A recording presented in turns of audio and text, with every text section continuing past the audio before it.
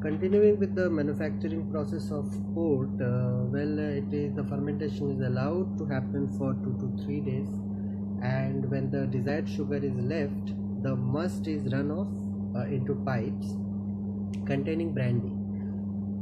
For a very strong port, it takes time to mature, and new wines remain till spring, and it is racked repeatedly in fresh pipes so that no sedimentation happens, and after that it is shipped and taken to wine lodges in the towns of Oporto and Villa, and it is carefully stored in the wine lodges till the type of wine are decided upon.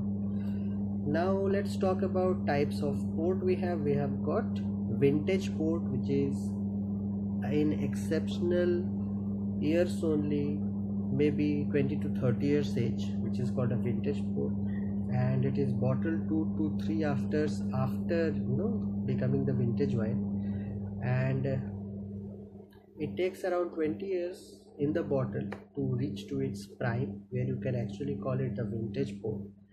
And the label contains two dates, which is the vintage date and the bottling date, and it so happens that it develops a heavy deposition on the sides of the bottle, the deposition of the sediments due to the aging for such a long process, and a solid crust sticks to the side of the bottle, and careless handling may break the crust. So if the careless handling breaks the crush, it is going to get soluble in the wine, making it the wine cloudy, and it is not irreversible. So we need to properly care for it while handling the wine bottle, and it becomes a deep color fruity bouquet, and it is a heavy bodied wine at the end. Now secondly, we have got crusted port. Crusted port is basically one notch down that vintage port, actually one level down of vintage port, and usually a single year grape is used. Sometimes blended are also used, and no date is mentioned on the label, and it is aged in wood for a few years, usually longer than vintage port, and it has a faster maturation process, and finally it is then matured in bottle. And crust in the bottle has to be decanted perfectly. Decantation, if you remember, we were talking about that process where you need a candlelight, where you have to pour the wine from the bottle which has got sediments to the decanter with the help of a light, so that you can understand whether the sediments are not passing through the bottle when you are pouring the wine in the decanter. Next we have got wood ports. Wood ports are always blended. It is fully matured in casks, and it spends short amount of time in bottle before consumption, and they are named after the color they acquire. Two names are there: ruby, because they often get bright ruby colored, generally fruitier and rougher than tawny, and tawny is basically the brownish, softer than vintage crusted or ruby color. Mostly tawny is exported, and second to that it is ruby. Then we have got a white port wine, which has got the same process as that of wood ports, and it is generally very pleasant and soft, and it's a very popular aperitif in France. Now what are the uses of port? Uses of port is that it is essentially used as a dessert wine, and it is a popular after drink. It goes well with fruits and cheese, and also in kitchen for using in sauces, jellies, fruit cups, etc. Then we come down to Madeira. Madeira is basically a famous desert wine from Portugal, from the Atlantic island of Madeira. A subtle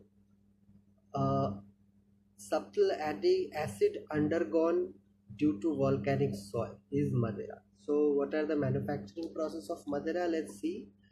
Manufacturing process of Madeira is basically the fermentation takes up to 2 to 4 weeks, where 3% brandy is added.